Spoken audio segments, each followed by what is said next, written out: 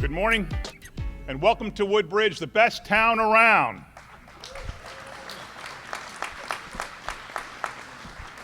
It gives me great pleasure today to welcome Governor Phil Murphy back to Woodbridge to sign the 2022 budget today in this beautiful brand new school. Governor Murphy has been a regular visitor to our town, and he was actually at this very site a few years ago at the 110-year-old former Ross Street School to talk about school funding. The Woodbridge Board of Education has been the beneficiary of that revised funding formula, and we stand here now in a school that proves these benefits. We thank you, Governor, along with Senate President Steve Sweeney and my good friend Assembly Speaker Craig Coughlin, for recognizing that school districts like Woodbridge were underfunded for years. I'm just a little bit jealous, though, that the 2022 budget process was completed so early. During my 4 years as state treasurer, I think we went into July 3 times and all the way to July 3rd once, and we were frequent guests at the Trenton Marriott during budget times. Thanks to all of you for working together to avoid those hectic times this year. I am also extremely jealous of your surplus balances. Your fiscal conservatism gave you the opportunity to do what we were never able to accomplish by fully funding pension obligations and rebates and other areas that benefit the residents of the state of New Jersey.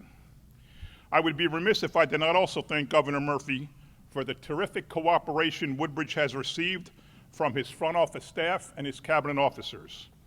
We have major projects going on in Woodbridge with more school construction, a major intersection upgrade at Route 9 and Main Street, brownfield cleanups, and a marina renovation project, among others.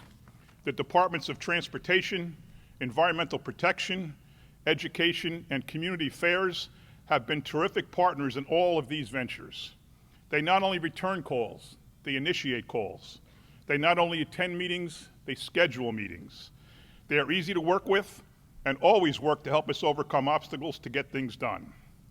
Just yesterday, in a very simple issue with a social affairs permit through the Division of Alcoholic Beverage Control under the Department of Law and Public Safety, an employee named Kelly Trollo went far out of her way to accommodate us to obtain a permit we needed by tonight.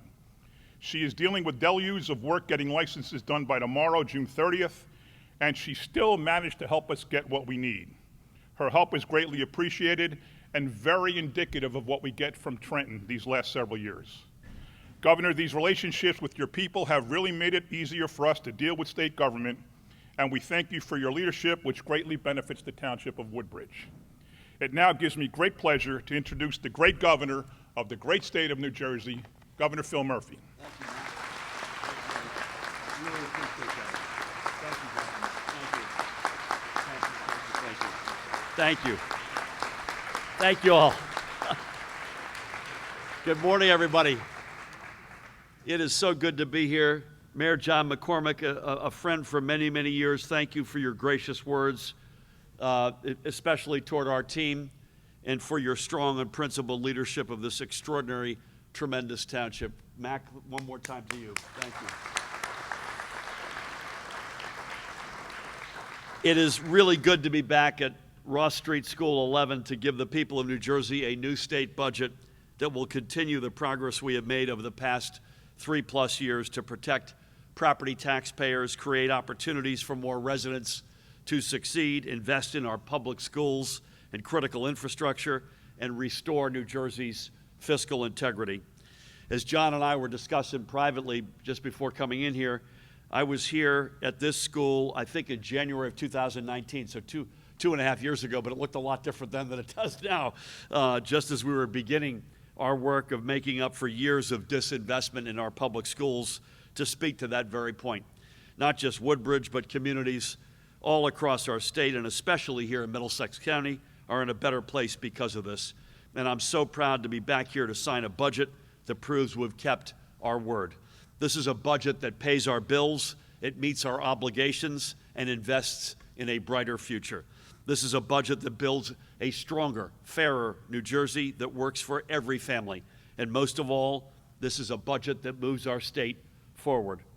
I am so pleased to be joined by some extraordinary leaders up here on stage with me and many in the audience before me, beginning with my partner in government, the one and only Lieutenant Governor Sheila Oliver.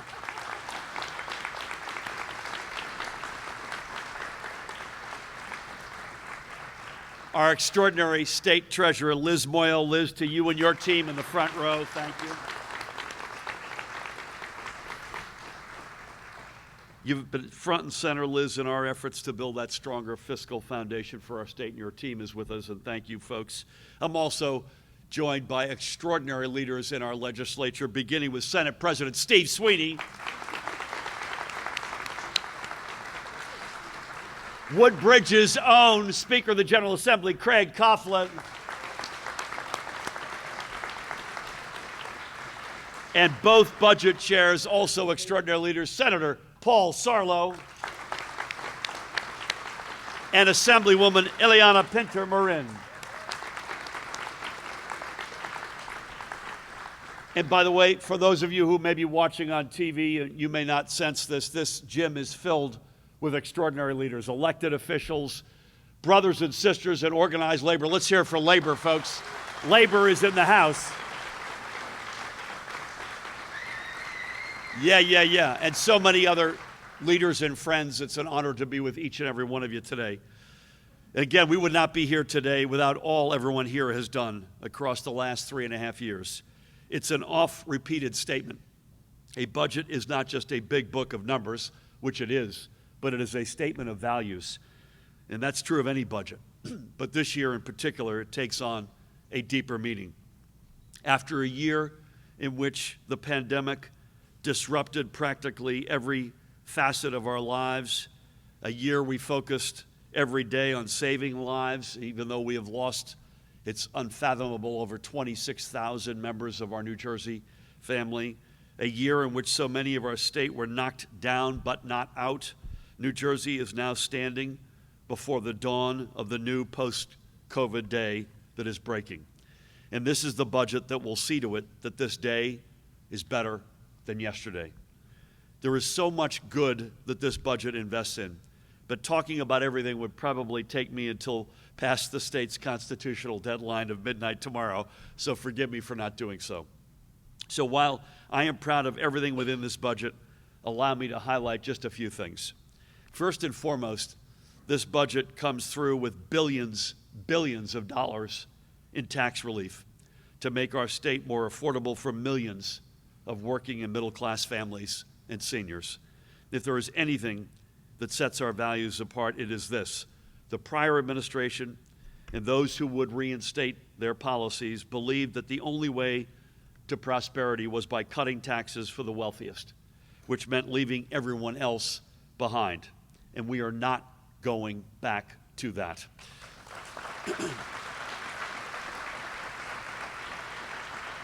We know that New Jersey can only succeed when prosperity radiates from a strong middle class and from the hard work of those yearning to join the middle class. A budget must build from the middle out and from the bottom up. That's the vision and the simple fact that this budget supports. We are not just increasing the homestead property tax benefit for countless residents, although we are, but we are also ensuring that this relief is based on more accurate and more representative property tax information. It's no longer 2006, so let's stop using that as a baseline for relief. Moreover, tax relief to hundreds of thousands of middle-class families is going to start going out literally this week, and we're not going to delay. And I particularly thank the Senate President and the Speaker for their extraordinary partnership in this and in so much. We are making it so more residents can invest tax-free in their child's or grandchild's higher education future by exempting more of what they put away into a state-sponsored 529 savings account. This will help countless students afford a college education and lower the burden of and the need for student loans. We are increasing the threshold by which families, and especially those headed by working women, can qualify for and receive a credit against their income taxes for the costs of childcare or looking after an aging relative. And we are ensuring that every child in New Jersey has health care.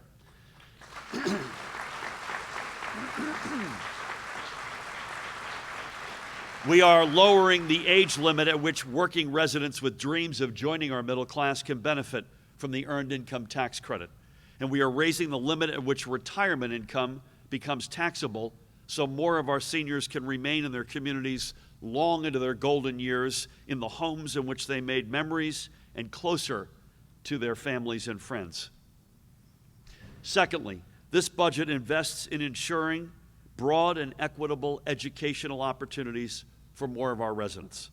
First and foremost, we are continuing our promise to move toward full and equitable funding of our public school funding formula with an additional $580 million. Now, this is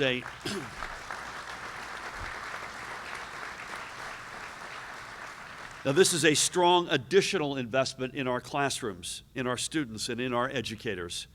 And I acknowledge Acting Commissioner right before us in the front row of Education, Dr. Angelica Allen McMillan, who's in the House. Angelica, thank you for everything you and your team does. We're also increasing, Are there any educators in the gym? Just wondering here. I knew we had a few. We're also increasing funding for extraordinary special education by $100 million.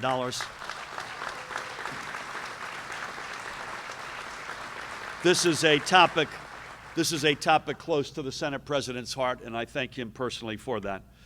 But it is just as much, all of this, as an investment in making our communities more affordable. Because as we know, every dollar that the state puts in aid is a dollar that does not have to come locally, paid for by local property taxpayers. Over our administration's first 3+ years, we've logged 3 of the 6 lowest year-over-year increases in statewide average property taxes on record. And we are gunning to put a 4th year on our tally sheet and continuing the hard work in delivering results on an issue that other governors only gave lip service to.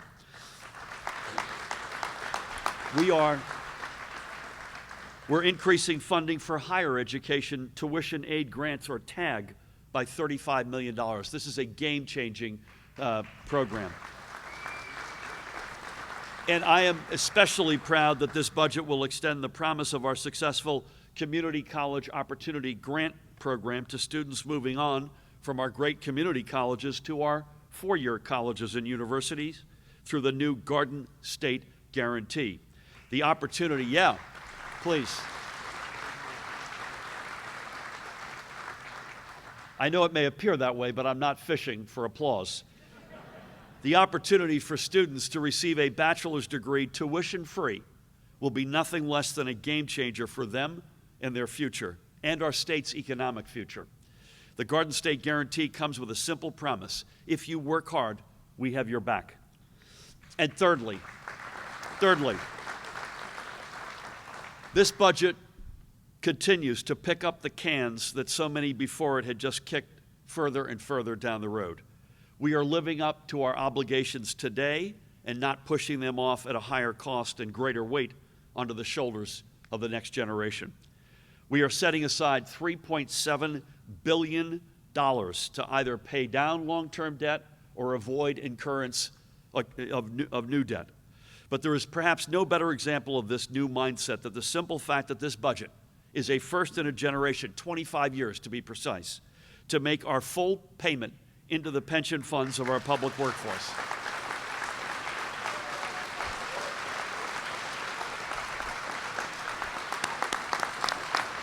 I'll take that, guys.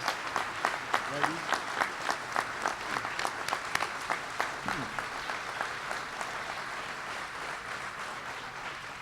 After decades of skipped pension payments, cleverly called, by the way, for reasons I don't understand, as holidays, I am proud that this is the administration where the shirking of our obligations has stopped. Now, let's not fool ourselves.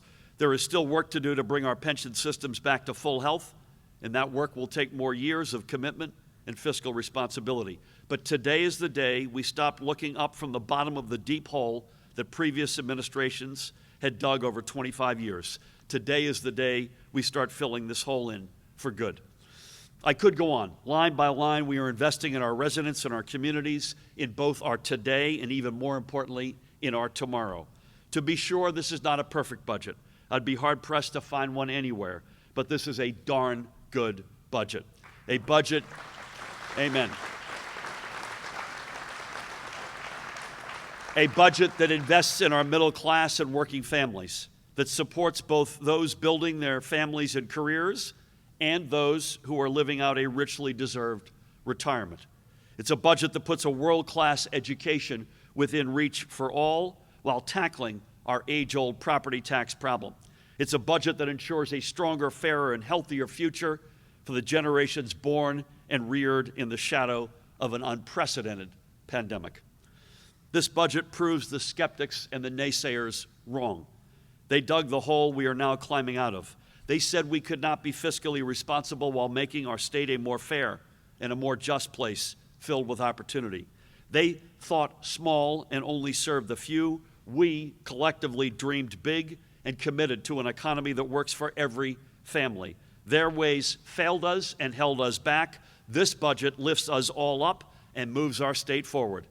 I again thank my legislative partners, especially the Senate President and Speaker and the budget chairs, for working alongside us to ensure that this budget speaks not just to the people of New Jersey, but represents our shared values. And I will be proud to sign this budget in just a few minutes. But first, I want to ask some of these stars up here to say a few words. Please help me welcome, first up to bat, my partner in government, the one, the only, the singular, Lieutenant Governor Sheila Oliver.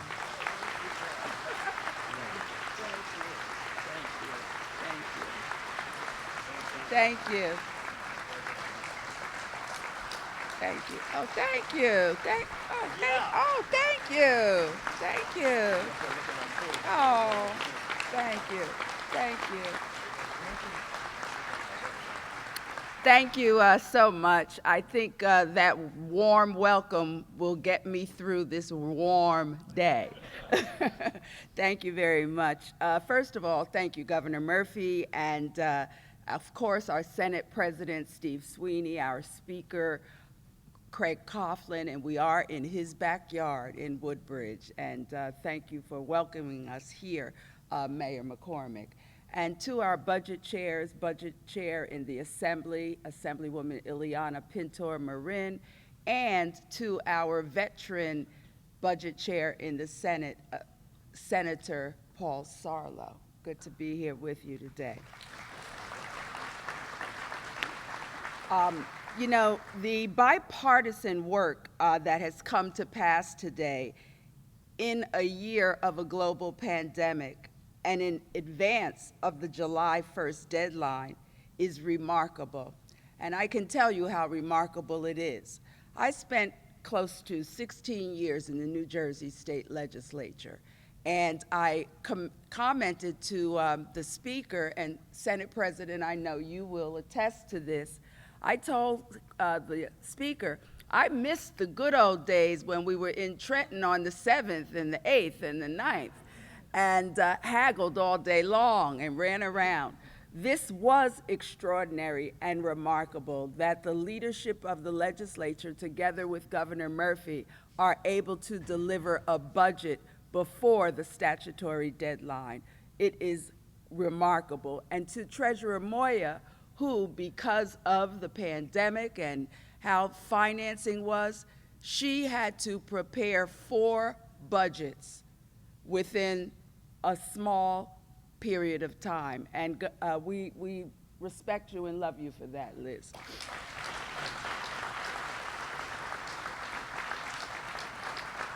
And as Governor Murphy mentioned in his remarks, a budget is a reflection of our values and what we prioritize.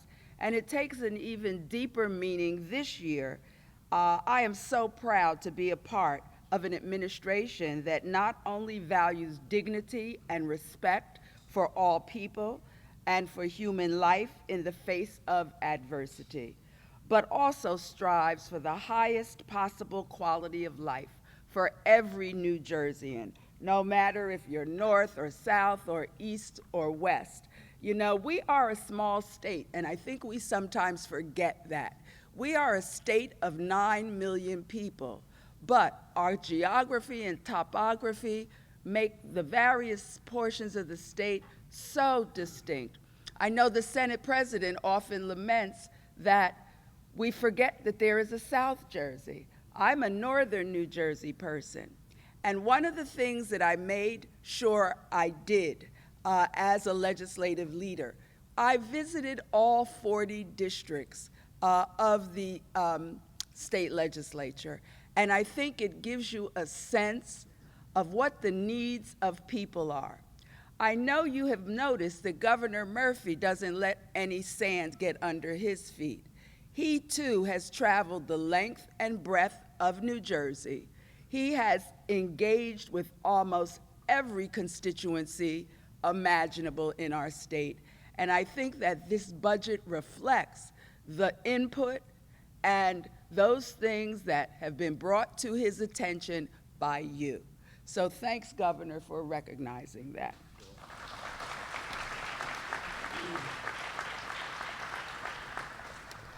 Clearing up our debt and making that full pension payment, these are investments that will pay off in the long run for our state. But most importantly, the investment that we are making in education. The future of New Jersey is dependent upon our K-12 system, our county college system, and our four-year institutions turning out the best and the brightest who will take the torch and lead New Jersey further into this new millennium. This budget is extraordinary as it relates to the support of education. COVID-19 was something none of us expected. It hit many of us in different ways. But one thing is for sure, we have a commissioner of the Department of Health who, along with the governor, every single day worked tirelessly to protect us and to make certain that we rolled out an effective vaccination campaign. I think that people in our state are now beginning to feel comfortable. They're moving around. They're able to join with parents and grandparents, see children. And let's make certain as we all begin to enjoy the summer that we remember we still have to maintain some of the protocols we've been taught over the past year.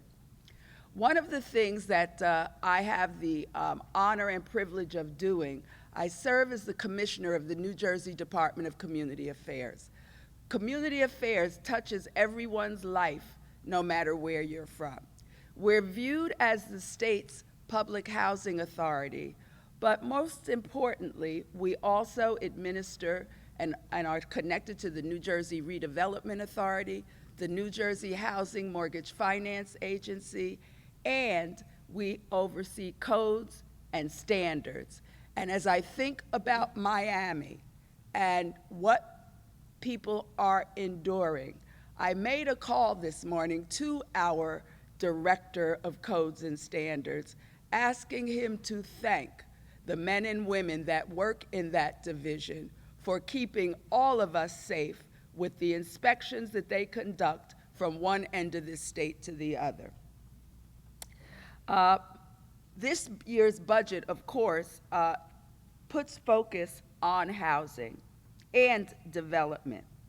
Much of the housing funding that has been committed to the Department of Community Affairs and to the New Jersey Housing and Mortgage Finance Agency is going towards meeting immediate needs like rental assistance, eviction prevention, and, yes,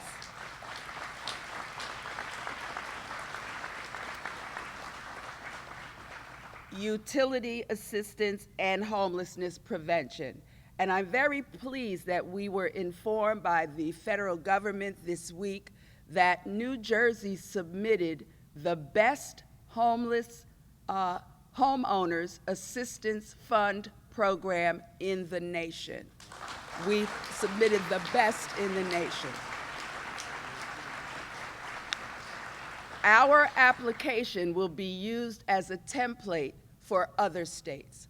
Under the HAP, the Homeowners Assistance Program, you know we've given attention to rental assistance, but we haven't forgotten homeowners either.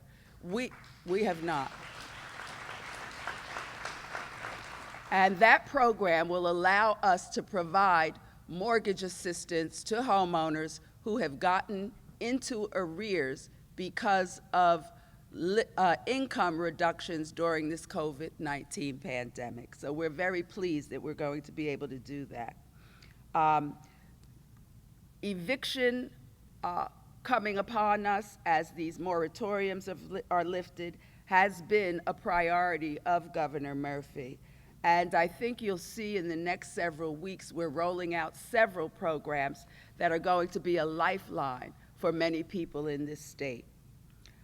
We're pleased that President Biden was able to work with the Congress to give us an American Rescue Plan, because our small business owners in this state continue to need help lifting themselves up also. And you will see some very exciting and innovative things that we will be doing in Trenton to support our small businesses.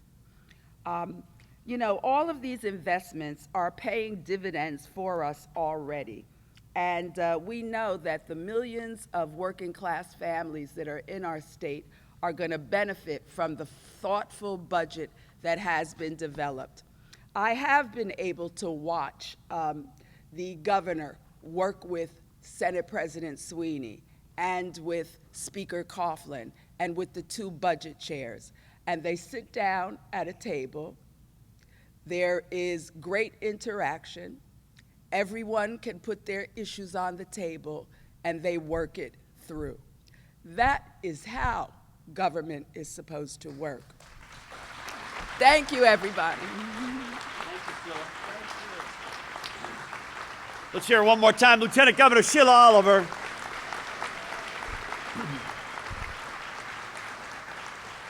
We would not be here without him. Please welcome another great leader, Senate President Steve Sweeney.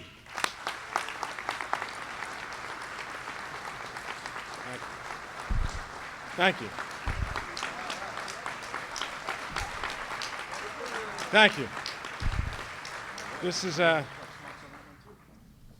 McCormick. It's wonderful being here in Woodbridge, the center of New Jersey's universe, as we know. Right, Speaker? Yes. Absolutely. And to Governor Murphy for putting a budget together that actually really truly shows the values of the state of New Jersey to its people. To the Lieutenant Governor for your partnership, Liz, dealing with us, which is not easy. I know that. To our two budget chairs, but especially my partner in the Assembly, Speaker Coughlin. Craig and I got to be pretty good friends, I think. You know, we really didn't know each other that well, but there's arguments, there's disagreements, but there's a belief to move the state forward. Governor, you fulfilled a dream of mine. I know that's scary. I know you got to be thinking, oh shit. But we're making the full pension payment. And we're buying down the assumption rate, which for people that don't understand, that is so critical. At one point, we were at 7 3/4, I think, on an assumption rate. To be at 7% is wonderful. I hope we can get it down even a little bit more in the future. But you know, the pension system, if we hadn't started funding it, would have went bankrupt. Now we're moving in the right direction, and it is an investment. It's not pork. That's an investment in people. You know, we're fixing higher education. We're raising a floor instead of raiding one school to another and create all kinds of fights. This budget fixes a lot of problems that existed for years. You know, we would go into a budget and you're like, well, let's take something from Rutgers, or let's take something from Rowan. It's like, how about if we don't take from anyone and we just raise the floor up? You know something? That's a big thing. This budget, and this is very close and personal to me, is the first time we are living up to our obligation for extraordinary special education. First time. When we started, Governor, we were at 54% funding. We're now up to 85%. And hopefully in the next couple of years we can get to 100%. Because school districts shouldn't have the pressure of having to decide, oh my God, a disabled person moved in the neighborhood, there goes our budget. It's the state's obligation to look out for its people. So this budget does a whole lot of good, the homestead rebate. You know, I love our critics when they yell pork, because it really, I'm not going to curse again. But you can imagine what I'm thinking. Budgets have a lot of numbers in them, but they're people. Those numbers equate to people. When we're helping reentry programs, giving people a second chance, they're human beings. We're making investments. This is the first. Thank you.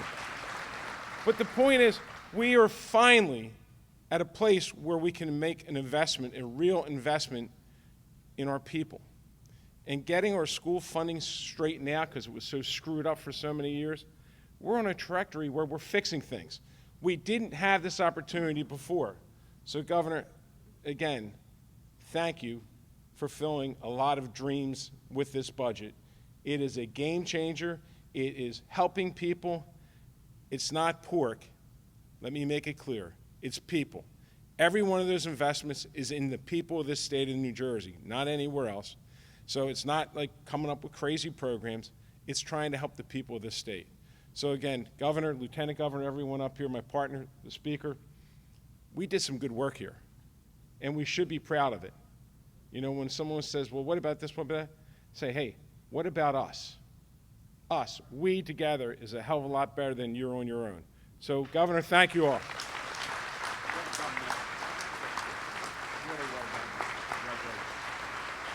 Let's hear it again. Senate President Steve Sweeney. So well said. I personally like the cursing, so I'll go on record. We're in his backyard. Another great leader. He may be without socks, but he's not without courage. And his First Lady is here. Trish is with us in the House. Welcome, Speaker of the General Assembly, Craig Coughlin. Thank you. Thanks, everybody.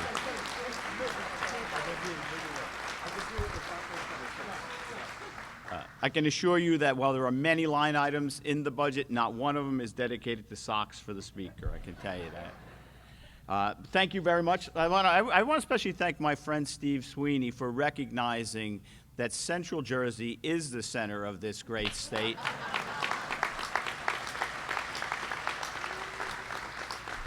And for traveling all the way up here today to be with us. Let me thank the mayor for his great leadership here in the township of Woodbridge. And we have so many great leaders from Middlesex County here that I want to recognize them all. From our Woodbridge Municipal Council, we have Greg Ficara and Kyle Anderson.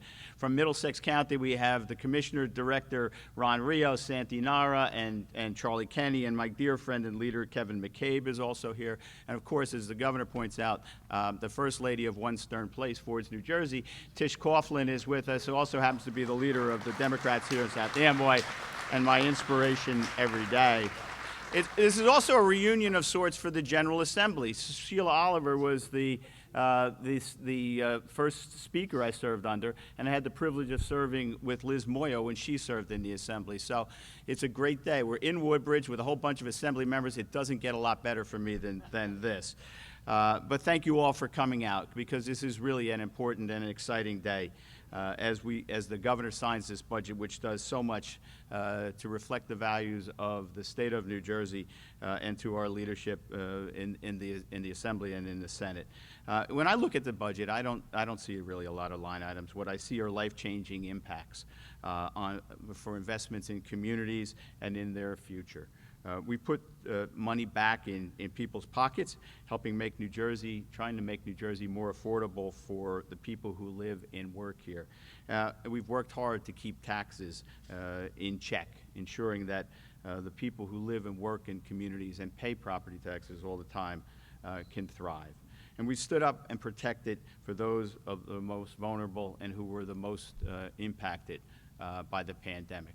At every turn, we had the people of New Jersey in our minds as we walked through that, and I want to especially thank Governor Murphy and Steve Sweeney President Steve Sweeney for their extraordinary leadership Thank you very much, gentlemen. It was a remarkable journey to do something that was really important for the state of New Jersey. And there's an awful lot to like in this budget. You've heard some of the things before, but the truth of the matter is there's as many things as we name, you can name even more. Think about we've doubled the income eligibility for child and dependent tax credits. We've put $100 million into child care because I think we all recognize we've committed to do that through the ARP. Because if we don't get child care figured out, we won't get people back to work and we won't get kids in school in September, and that's is where they need to be. They need to be here in September.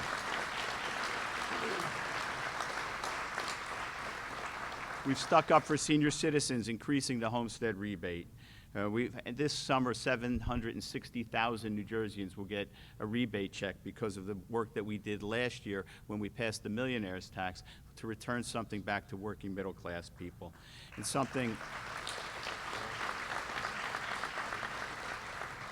we've created a fund to help reduce, we've created a deduction to help people contribute to 529 so their kids have the opportunity to go to college, and to create a tax deduction for people who pay tuitions. And one of the things that has always been near and dear to me, and I see my friend Carlos over there from the community food bank in Hillside, we have put $50 million into challenging food insecurity.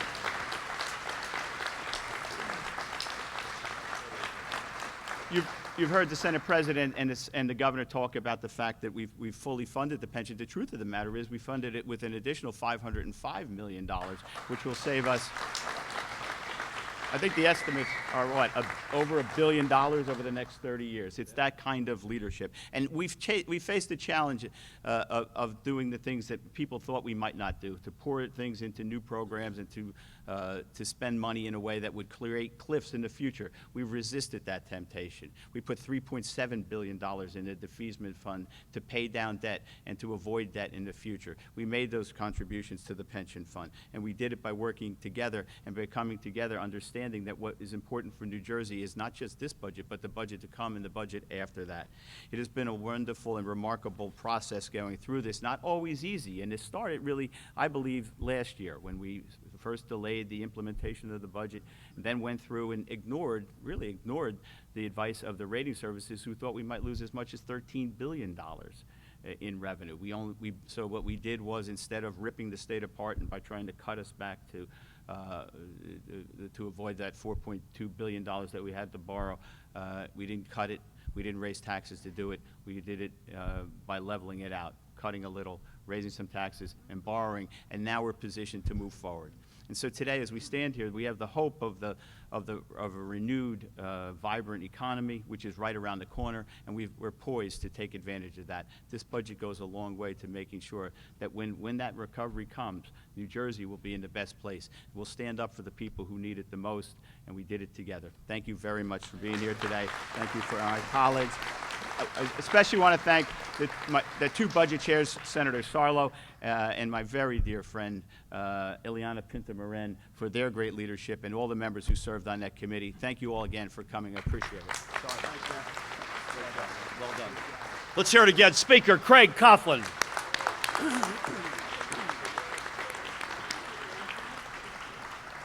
Mr. Chairman, nice to see you back there. Thank you for everything. You know, it's just to make a point here. You got folks up here who have decades of accumulated experience, which helped us get the budget that we're signing today. I mean, John is not only a great mayor, he was the treasurer of this great state and had to face some incredible challenges. You know, Paul, you've been on the budget committee for 20 years, 12 as chair. Steve, you've been around for decades. Craig, likewise. I say that affectionately, by the way. Craig, you know Craig, because he's your own. Sheila, not just Lieutenant Governor, former Speaker of the Assembly, the job, the great honor that Craig now holds. Liz, a former legislator and treasurer. Ileana, the chair in the Assembly. I mean, this is an extraordinary lineup, and it's no wonder and no surprise that we got a budget that is extraordinary as the one that we're going to sign in a few minutes. With that, please help me welcome someone who represents her team today, does an extraordinary job, the treasurer of the great state of New Jersey, Liz Moyo.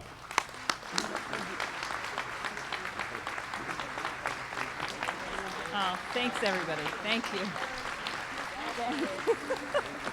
Thank you. Thank you, and thank you, Governor and Lieutenant Governor, for allowing me to join you here today. I want to also thank the mayor. He was so helpful to me during the transition when we came in 4 years ago, and I want to thank him for that and his continued advice and leadership over the years.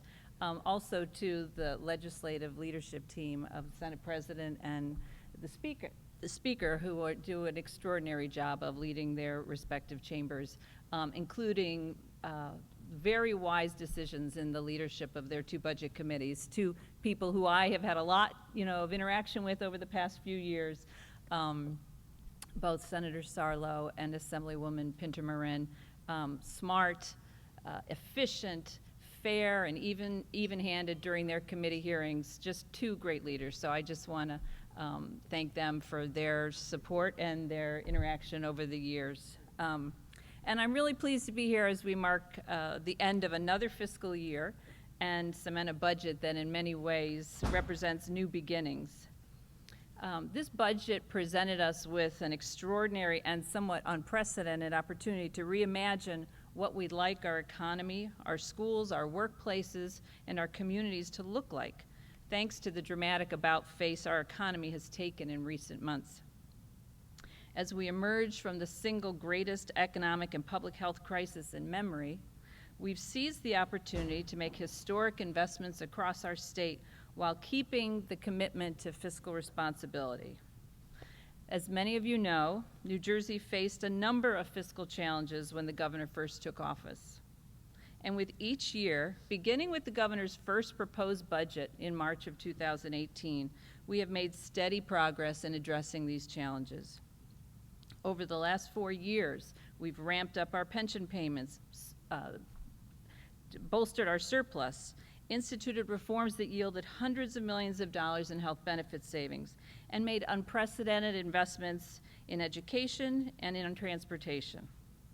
Today's budget builds upon that progress.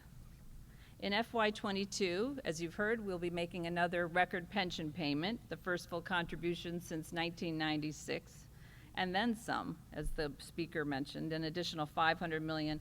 All totaled is estimated to save our state over $1.5 billion over the next 30 years, and fulfills the governor's promise to the hardworking public employees of the state that he made when he took office. And it ends decades of kicking the pension can down the road, a practice which has cost our state billions and billions with a B of dollars. Our strong revenues have provided the opportunity to further improve our long-term fiscal health with the creation of the $3.7 billion debt defeasance and prevention fund. And you've heard a lot spoken about that, and so I won't go into more detail, but that has been a real smart step in the future of this state, and will position the state for future generations to be able to start bringing down our debt and making us fiscally stronger as we move forward. The budget that the governor is going to sign today also delivers real tax relief at a time when our residents need it most by, as you've heard, boosting the homestead benefit, expanding the earned income tax credit and child and dependent care tax credit, expanding the veterans property tax deduction, providing tax rebates for up to $500 for middle class families, and protecting more hard-earned retirement dollars. There are no new tax hikes, only relief. Keeping in mind the enormous obstacles that we all recognize still face many businesses and schools as a result of the pandemic, this budget allocates federal stimulus money to relief for small businesses, childcare, schools, and level 1 trauma centers across the state. It will make college substantially more affordable for many more students and their families through a variety of new and expanded financial assistance programs. And to ensure that we emerge from the pandemic stronger than we went into it, this budget targets aid to communities and industries most impacted by the public health crisis in order to fuel future economic growth. I know this past year has not been easy for anyone on so many levels. And as we stand here today, ready to implement a robust and responsible budget, We should not lose sight of all we've accomplished to get to this point. So I want to take the opportunity to thank all of the incredible hardworking staff at Treasury, some of whom are with us here today. We have Kathy Lynn, who are our new head of the Office of Management and Budget in her first year at that position. Dini Ajmani, Jen Shortino, just representing a few of the many people in Treasury who've worked so hard round the clock really throughout this crisis and helped produce not one or two but 4 budgets. Thank you. And producing 4 budgets in 1 year is probably a statistic you are not jealous of, I assume. Yeah. I'm proud that in every plan, we never lost sight of our commitment to fiscal responsibility, to long-term economic vitality, and to the people of this state whose needs will far outlive the public health crisis. And that is a testament to our governor, our partners in the legislature, the lieutenant governor, and the dedicated staff across state government who worked tirelessly to produce a responsible and equitable budget. I'm looking forward to the brighter days that are surely ahead, and thank you again for all coming out today and letting me join you. Thank you. Treasurer Liz Moyo. 2 quick comments. As they say in Jersey, not for nothing, but all women line up from Treasury here. Let's salute that. Lynn, you had a nice, easy first year on the job, too, which is great. Riddlefino is somewhere on a beach laughing at us, probably. And secondly, this is a point Steve and Craig each made this point in their own words, as did Liz. When people hear the word progressive, they don't associate the word responsible with that word. But we are proving them wrong. This is both proudly progressive, and it is a very deeply responsible, fiscally responsible budget. And that's a particular point that I think we can all be proud of. With that, we're going to round out by hearing from 2 other extraordinary legislative leaders, and in this case, each of them as chairs of their respective budget committees. And without their leadership, we don't get to today. From the Assembly, first up to bat, the chairwoman, Assemblywoman Ileana Pinter-Marin.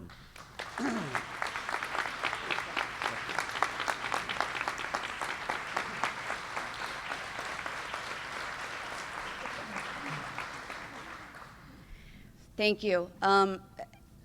So, Governor, there's also another point, too. We just do it better than men do. So I just wanted to make that clear. No disrespect.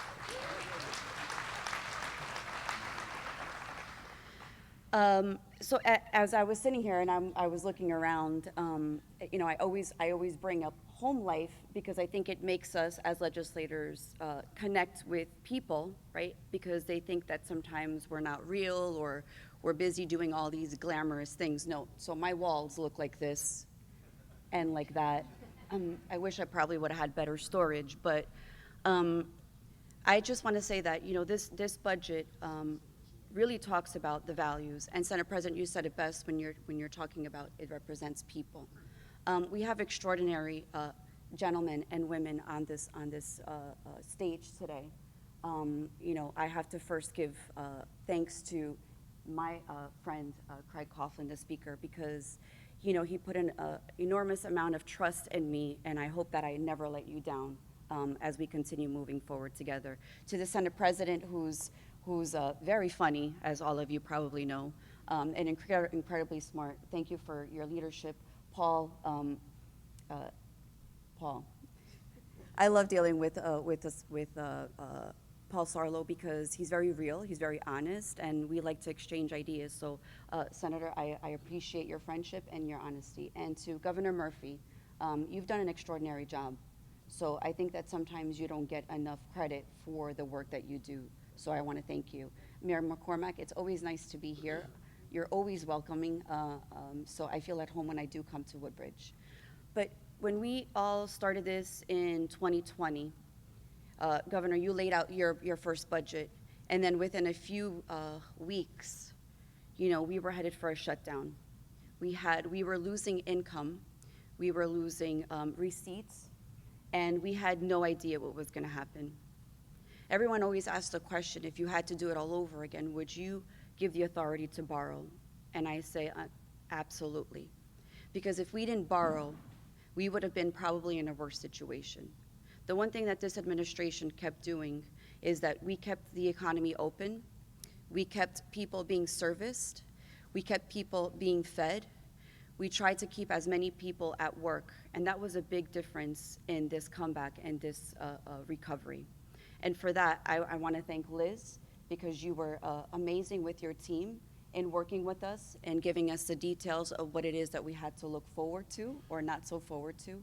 But I really want to thank your leadership on this, because a lot of people were telling us and knew that you were wrong, but you really stood your ground, and you made all of us be helpful and conscious of the decision that we made. So I want to say thank you to you today, Liz. Thank you.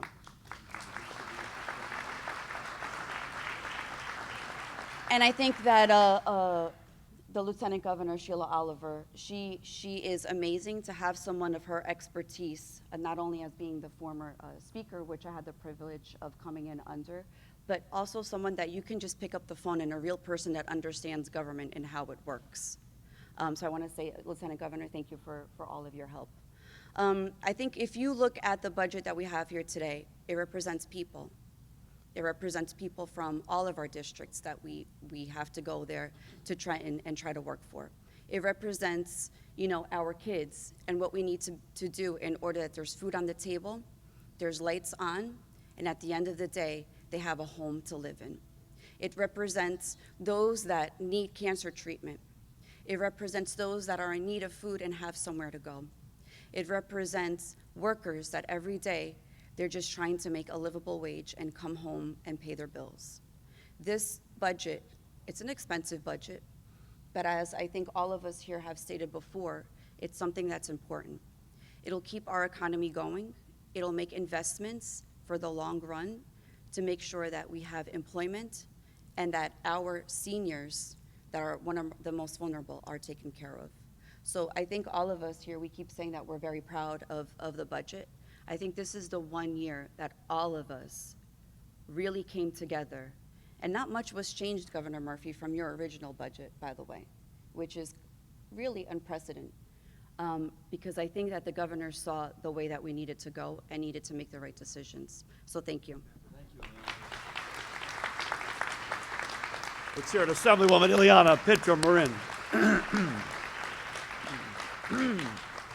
Before we bring up our last speaker, Dante, we're going to go right to sign on the bill after Senator Sarlo speaks. Listen, we put this event into this school with very little notice, and its principal, I always do what the principal tells me to do. Tammy Giordano should stand up and take a bow. Thank you so much for everything you've done. It's an extraordinary school, and thank you for your leadership. I mentioned the varied backgrounds. One of the things when I referred to Paul Sarlo as having been on the Budget Committee for 20 years and chaired it for 12, I neglected to mention he's also a mayor. And that perspective, as John will attest to, brings a very unique and important and vital perspective into the budget process. Please help me welcome the chair of the Senate Budget Committee, Senator and Mayor Paul Sarlo. Notice we're all standing.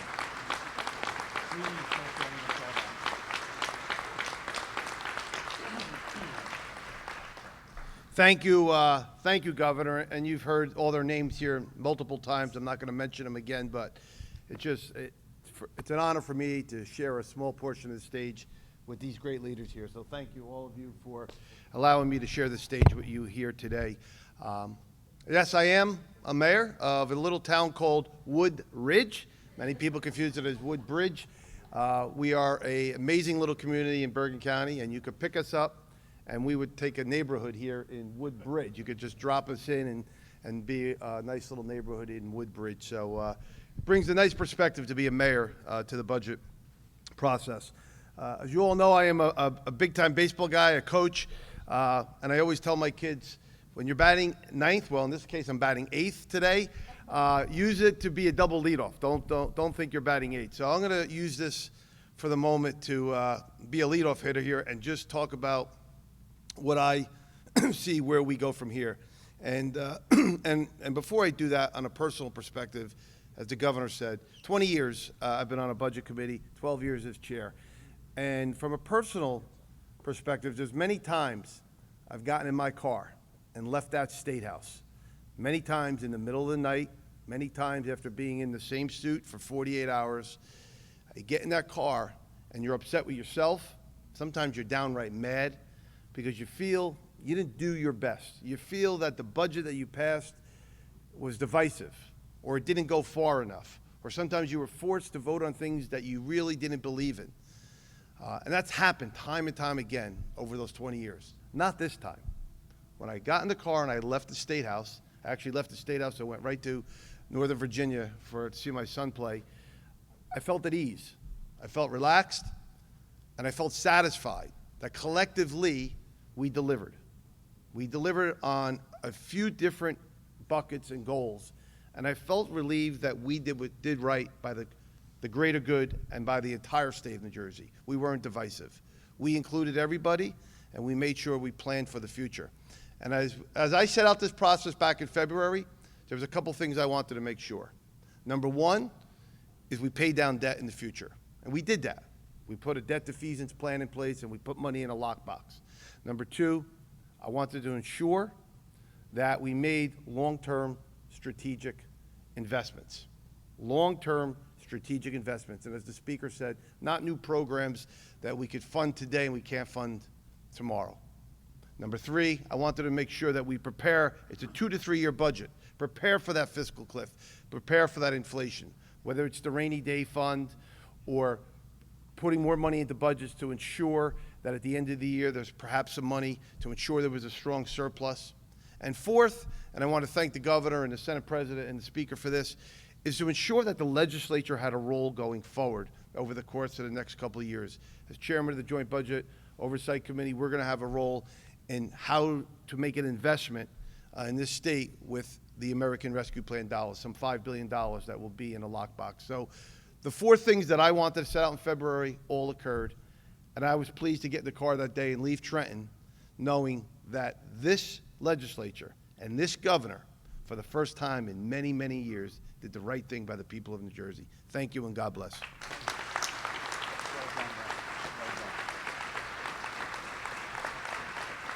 That is the leadoff hitter. Let's hear it again for Chairman, Senator, Mayor Paul Sarlo. No need for more time on the clock. Let's sign the sucker. Let's go.